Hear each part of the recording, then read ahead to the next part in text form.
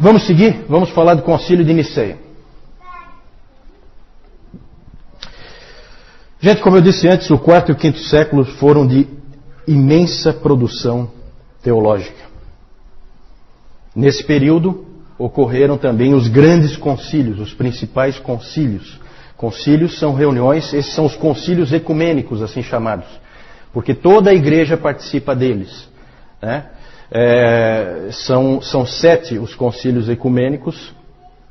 Esse concílio, o concílio de Nicéia, é considerado o primeiro. Não sei por que o concílio de Jerusalém, até alguém comentou isso comigo, eu não sei por que ninguém considera o concílio de Jerusalém o primeiro, né? Talvez porque ele seja de uma outra época, com a presença de apóstolos, e já que em Nicéia é diferente, né? É um concílio diferente. O concílio de Nicéia é fundamental para nós, porque aqui vai ser estabelecido o quê? Que doutrina? O cânon, na verdade, ele não está totalmente estabelecido aqui, não. Ele foi discutido em Nicéia, mas ainda tinha livros duvidosos, né? Tem uma doutrina mais importante que vocês têm que associar a Nicéia, certo? Sempre que se falar em Nicéia, você tem que lembrar dessa doutrina. Alguém sabe qual é? Doutrina da Trindade. Doutrina da Trindade, exatamente, certo? A doutrina da Trindade, ela é estabelecida no Concílio de Nicéia. Claro que a discussão principal era quanto à questão da divindade de Cristo. Se Cristo era Deus ou não. Lembram quem foi o pai da igreja que criou esse termo Trindade? Porque isso não é um termo bíblico, né? Tertuliano, exatamente. Então, bom de memória, hein? Vocês estão afiados. Claro, gente, desde o início a igreja cria na divindade de Cristo. Isso nunca foi um problema. Só que assim, tudo que ia acontecendo na história da igreja, ao longo da história da igreja, ia aparecendo problemas, ia aparecendo as heresias, nós já vimos isso. E a heresia forçava a igreja a definir com clareza as doutrinas. Apertava a igreja para que a igreja definisse com clareza as doutrinas. Então é claro que sempre se creu na divindade de Cristo, desde o início, só que não havia a expressão teológica disso. E aí surgiram então algumas tentativas de explicar quem é Cristo. E aí surgiram coisas do tipo aí, o subordinacionismo. Subordinacionismo. O que é o subordinacionismo? É o seguinte pensamento. O Pai está acima do Filho, que está acima do Espírito Santo. Subordinação, certo? Fica claro aí o porquê do nome. Então o Pai é mais importante que o Filho vem em seguida e depois vem o Espírito Santo em terceiro plano. E também surgiu uma outra forma de pensar, que era o monarquianismo. O que é o monarquianismo? Vem de mono, um. O monarquianismo dizia o seguinte: não, o Pai, o Filho e o Espírito Santo é o mesmo Deus, só que ele se manifesta de maneiras diferentes. Então uma hora ele está como Pai, outra hora ele está como Filho, outra hora ele está como Espírito Santo, mas é sempre o mesmo. Ora, essas coisas impuseram uma dificuldade para a igreja. O que fazer com isso aí? Isso aí é verdade, não é verdade? Seguimos isso, acreditamos nisso ou não? Houve necessidade de definir as coisas de forma clara.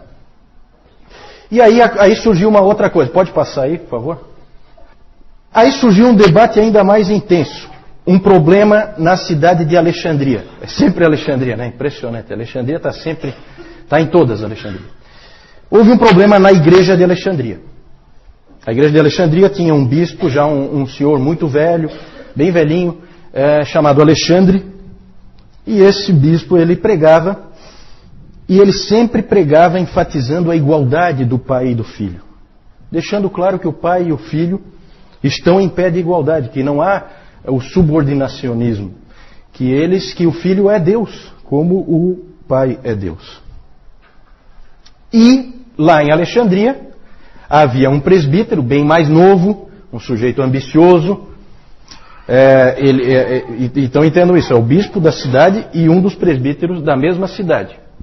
O problema é lá dentro de Alexandria. Esse presbítero chamava-se Ário. E ele se incomodava com a pregação do Alexandre, não gostava. Não gostava do que o Alexandre dizia, aquilo incomodava ele. E aí ele começou a dizer coisas do tipo. Começou a pregar lá para o público dele lá, ele começou a pregar o seguinte: se Cristo é igual ao Pai, então ele é seu irmão e não seu filho. E também esse tipo de pregação começou a confundir as pessoas. Sabe, as pessoas começam a ficar, poxa, eu não estou entendendo. E aí um presbítero, como ele tem a pregação nas mãos, ele pode confundir facilmente as pessoas. As pessoas vão e ouvem, e geralmente são indivíduos muito capazes, com uma boa retórica, e eles acabam confundindo a população, os cristãos. Por isso que é tão importante, como o Nilton frisou hoje de manhã na pregação, né, haver a nobreza dos bereanos sempre dentro da igreja, para que esse tipo de coisa não aconteça, para que sempre a própria congregação possa checar a pregação que é feita. Outra coisa que ele dizia também: houve um tempo em que o Filho não existia. Vejam essa afirmação teológica. Isso é um problema. Se ele não existia, ele foi criado. E realmente era isso que o Ario defendia. Jesus Cristo é o primeiro ser criado. É um ser especial, é um ser muito elevado, mas é um ser criado. Quem é que crê nisso hoje? Que a gente conhece bem. Testemunhas de Jeová, né? Testemunhas de Jeová. Então é uma coisa sutil, por quê? Porque você vai pegar um folheto das Testemunhas de Jeová, é cheio de Jesus Cristo. Né? O único problema é que ele não é Deus. Né? Então eles colocam ele lá em cima, mas não no lugar certo. O debate acabou se tornando intenso. Inclusive depois nós vamos falar do Gregório de Nissa. O Gregório de Nissa dizendo que, olha, que não se falava em outra coisa em Constantinopla. Era insuportável caminhar na cidade. Porque não se falava de outra coisa a não ser esse debate teológico. Agora vejam que é interessante, né? Vejam como o quarto século é peculiar, é um século fantástico. Imagine você as pessoas comuns na rua discutindo teologia. Realmente o mundo tinha se cristianizado. É impressionante. Depois nós vamos ver o Gregório de Nissa. Então, por causa desse problema todo, pode passar aí, convocou-se o primeiro concílio ecumênico, o concílio de Niceia. Foi convocado pelo imperador. Quem é o imperador? Constantino, exatamente. Foi convocado pelo imperador Constantino para resolver a questão. Afinal de contas, quem é que está certo?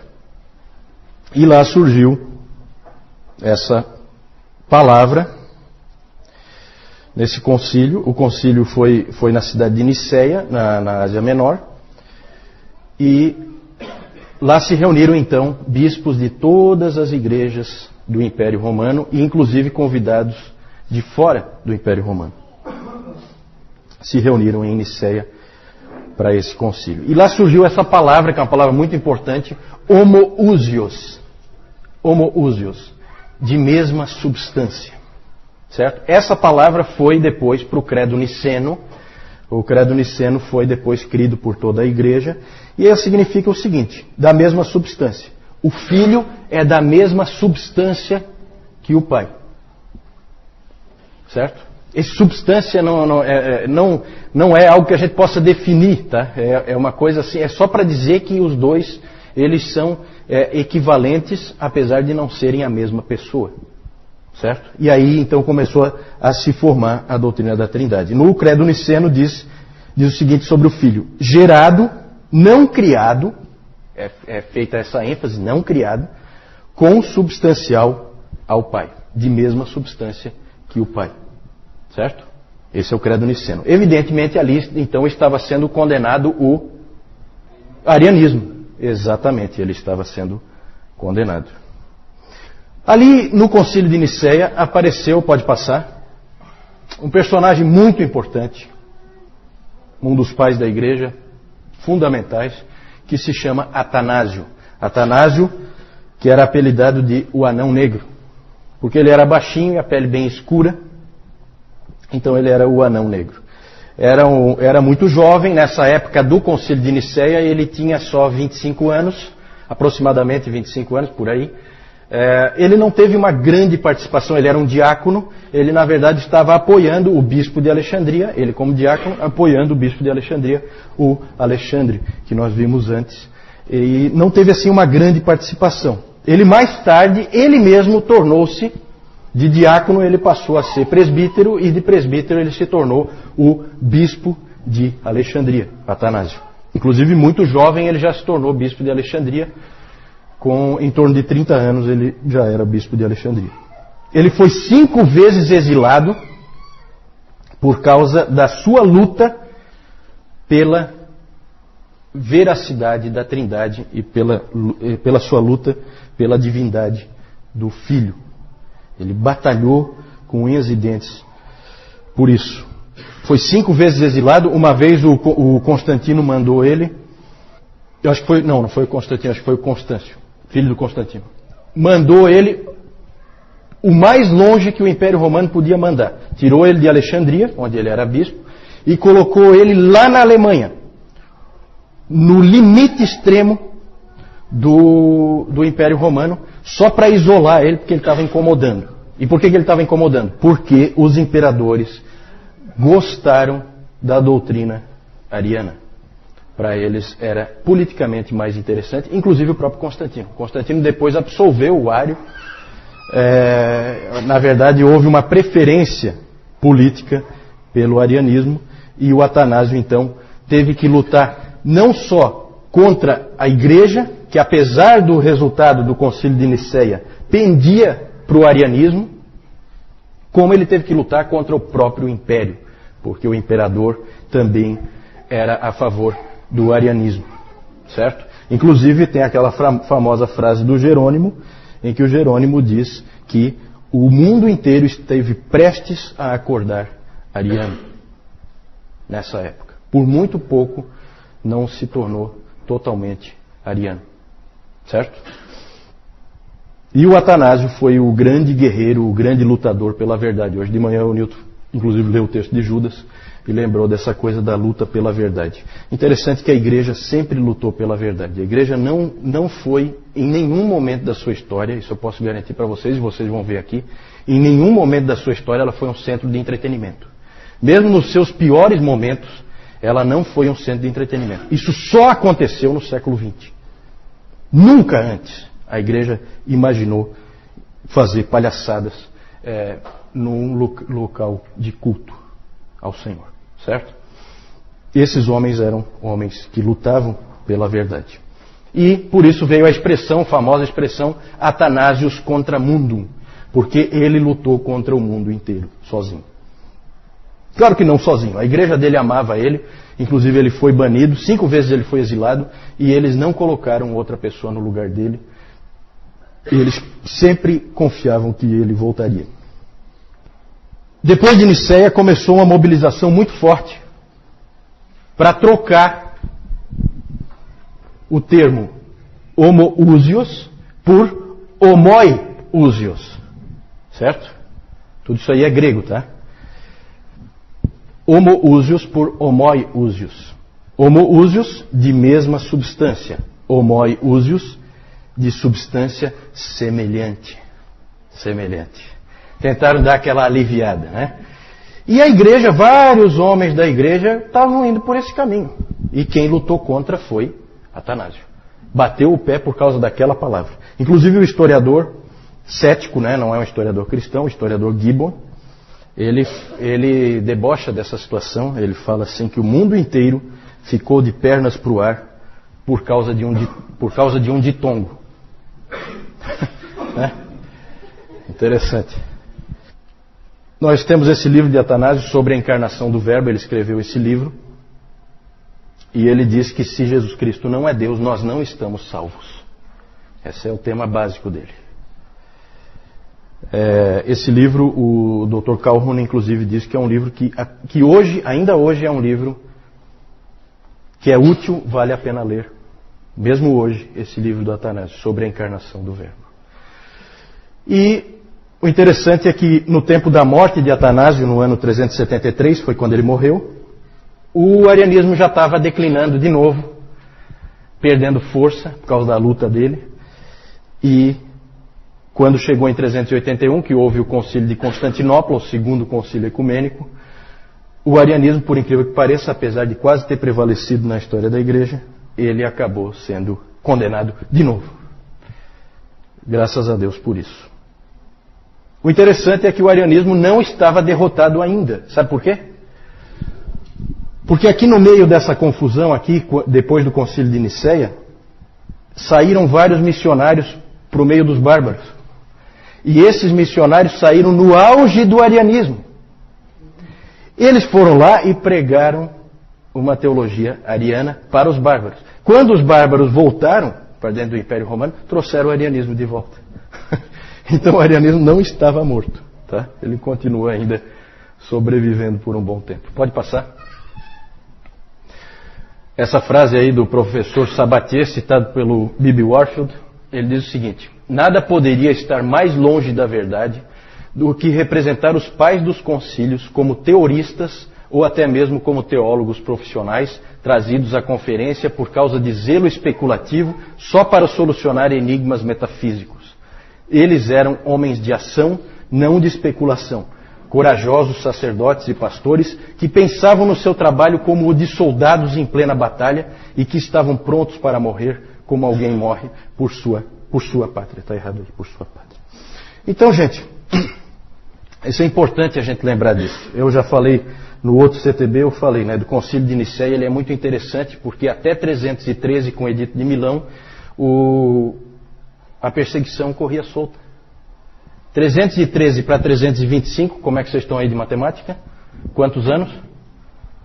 12 anos. Vários desses homens que estavam lá agora, bispos já velhinhos, o que tinha acontecido com eles? Foram perseguidos. 12 anos antes, a perseguição comia solta. E vocês sabem que a pior perseguição de todas foi a última, a perseguição de Diocleciano. Certo?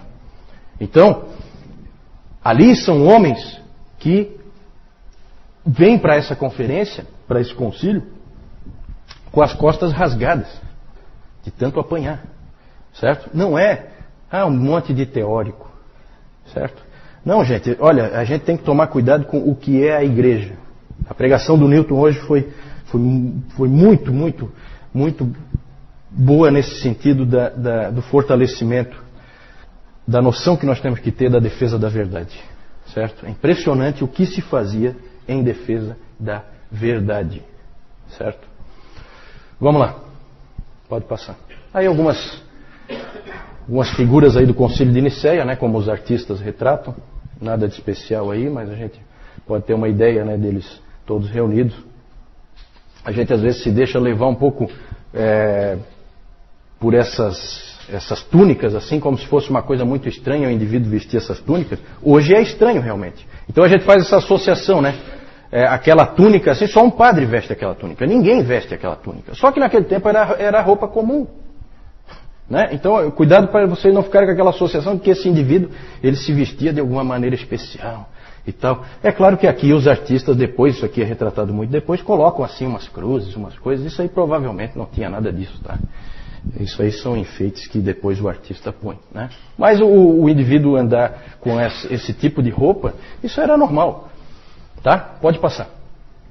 Aqui só para vocês verem aí o embate, né? Atanásio de um lado e Ário do outro. Pode passar.